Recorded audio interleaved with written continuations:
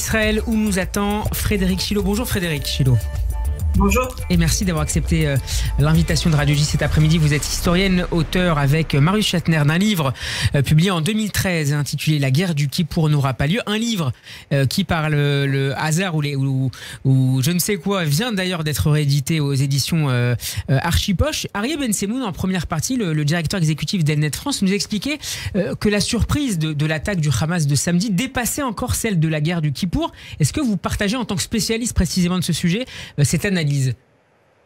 Bien sûr, ça va au-delà du traumatisme de Kippour, mais la date n'a pas été choisie au hasard. Hein. Évidemment, ça a été 50 ans et un jour après l'attaque de Kippour. Donc 6 octobre 73, 7 octobre 2023.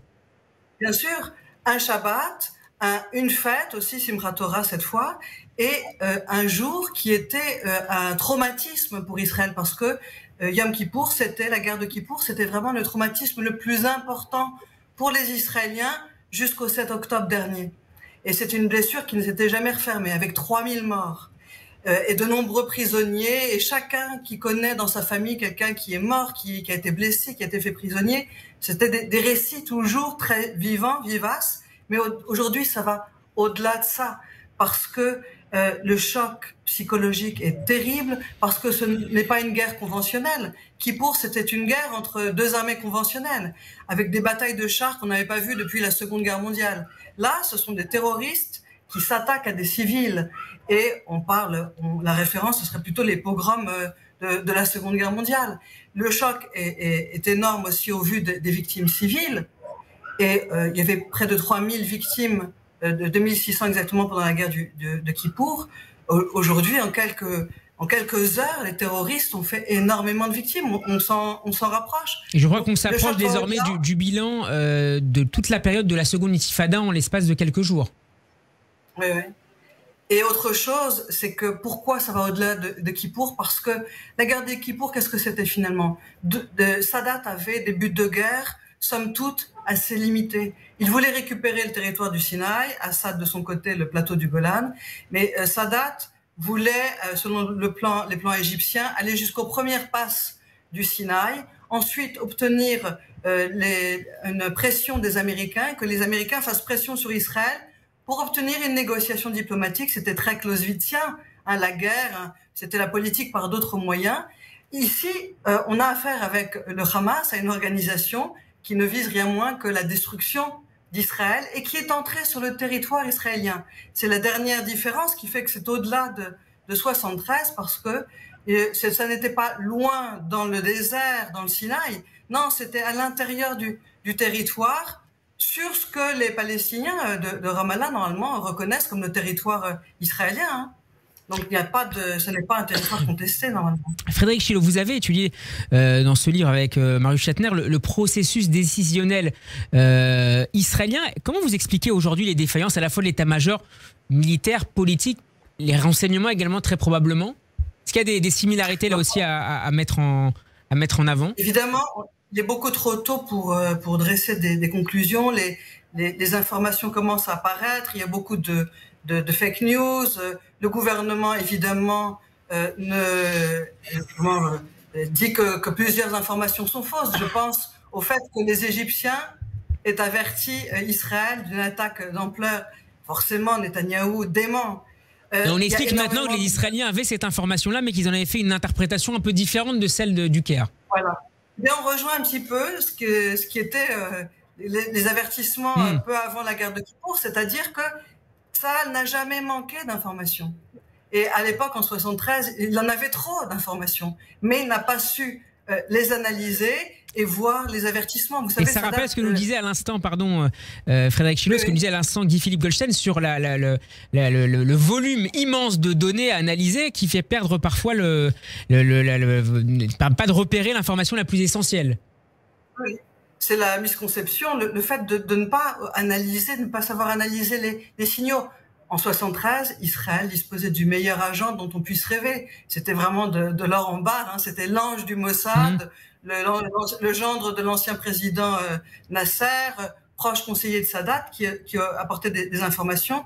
Vous avez cité la nouvelle édition de notre livre avec Marius Shatner, ce n'est pas un hasard, c'est pour les 50 ans évidemment de la guerre de Kippour. On a vu aujourd'hui, par exemple, qu'il y avait d'autres sources, des officiers, un officier égyptien, Goliath, qui a fourni aussi des informations, qui a alerté avant et qui a continué pendant la guerre à donner des infos au service de renseignement, au Mossad. Vraiment, c'était des informations mal interprétées, mais aussi une conception fondamentale. Alors 73, c'était le fait que les Syriens n'attaqueraient pas sans l'Égypte sans les Soviétiques, mais fondamentalement, c'était l'hubris. Et peut-être aujourd'hui aussi, il y a eu un aveuglement du côté des militaires, du côté des décisionnaires du gouvernement, l'idée que le Hamas, n'oserait pas, comme on pensait que les Arabes n'oseraient pas il y a 50 ans. Le Hamas n'oserait pas, le statut quo lui convenait. Finalement, cette barrière à Gaza, elle est infranchissable. On y a mis des milliards de shekels. Donc, vous voyez, ce sont le même phénomène, la même mauvaise conception aussi militaire. Certains, justement, experts israéliens appellent aujourd'hui à un changement de ce terme de conception en hébreu, de posture, de doctrine face au Hamas. Est-ce que finalement, c'est presque toute la posture de Benyamin Netanyahou et le choix politique de Benyamin Netanyahou depuis son retour au pouvoir en 2009 face au Hamas qui est remise en cause aujourd'hui, presque 15 ans plus tard, au vu des résultats? Vous savez, le soir du grand discours du Benyamin Netanyahou, quand il a dit à la nation, il est enfin intervenu et a dit à la nation, maintenant nous connaissons le visage du Hamas. Mais juste après, sur la plus grande chaîne israélienne, peut-être que vous en êtes fait la voix, sur la plus grande chaîne israélienne, la chaîne 12, Abramovitch, qui est le plus grand spécialiste de la défense, qui est un journaliste qui parle de défense depuis des années, qui a fait toutes les guerres, qui a été décoré pour héroïsme pendant la guerre de Kippour, tout de suite il est intervenu, il a démonté point par point le discours de Netanyahou, et il a dit notamment, mais le Hamas, on le connaît. Le problème, c'est que Netanyahou a tout fait, en fait, pour le faire prospérer, parce que sa stratégie, c'était d'affaiblir l'autorité palestinienne et de laisser un statu quo avec Gaza, en permettant aux valises de billets du Qatar de venir à Gaza. Et finalement, après chaque round, Israël disait nous avons gagné, mais en réalité, le Hamas se renforçait. Et cette stratégie a permis au Hamas d'avoir un arsenal toujours plus important et d'oser davantage aujourd'hui. Oui, cette stratégie est vraiment mise en cause. Et c'est un problème pour demain, parce que n'ayant plus d'autorité palestinienne, c'est une faillite. Ramallah, Mahmoud Abbas est complètement délégitimé. Nous voulons aujourd'hui, Israël veut éradiquer le Hamas. Mais sans annexer par ailleurs la bande de Gaza, ce qui rend la tâche extrêmement compliquée. Oui, bien que le gouvernement ait, vous savez, parmi certains membres, beaucoup qui n'ont jamais digéré Oslo et qui n'ont jamais digéré le désengagement de Gaza. Mais évidemment, ils ne sont pas prêts à y retourner, ce serait une folie furieuse. Mais, rappelons que Benyamin Netanyahou lui-même, en 2005, était hostile à ce retrait de Gaza. Oui, oui.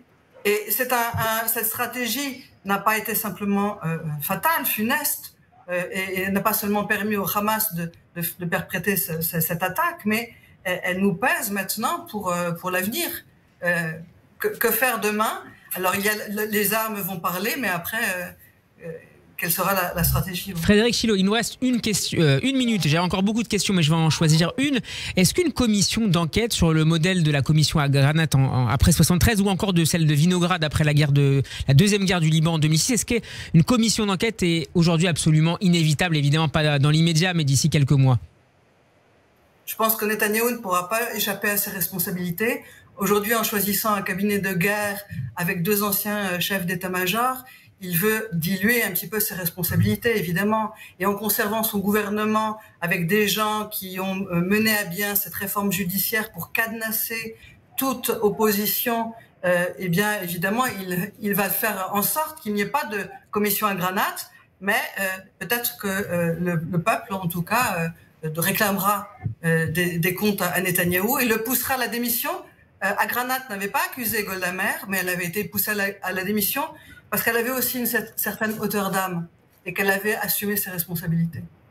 Merci beaucoup Frédéric Chilot d'avoir été avec nous. Je rappelle que vous êtes historienne et auteur d'un livre publié en 2013 et dont une nouvelle édition vient de paraître. La guerre du Kippour n'aura pas lieu. Merci encore et à très bientôt sur Radio J. Il est presque 16h, on va marquer